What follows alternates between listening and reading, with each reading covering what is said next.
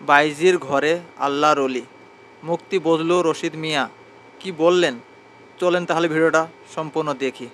বাইজিদ বোস্তামি 240 দিরহাম, 24 ঘন্টার বুকিং। 240 দিরহাম নিয়ে মেয়েটার ঘরের মধ্যে ঢুকলেন, সঙ্গে সঙ্গে মেয়েটা দরজা বন্ধ করে দিল।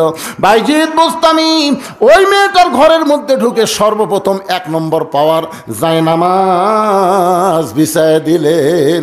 আপনারা বলেন তো, পতিতার ঘরের মাটি পাক না নাপাক? নাপাক মাটিকে পাক করতে গেলে যে জিনিসটা লাগবে তার নাম হলো জায়নামাজ। বাইজিদ বোস্তামি জায়নামাজে দাঁড়িয়ে 4 রাকাত নামাজের নিয়ত করলেন। 4 রাকাত নামাজের মধ্যে আলহামদুলিল্লাহি রাব্বিল আলামিন আর রহমানির রহিম মালিক ইয়াউমিদ্দিন ইয়্যাকা না'বুদু ওয়া ইয়্যাকা নাস্তাইন। আল্লাহ, তোমার গোলামি করে তোমার কাছে সাহায্য চাই। আল্লাহ, এই পতিতার ঘরে আমি কেন ঢুকলাম আল্লাহ আপনি জানেন। এই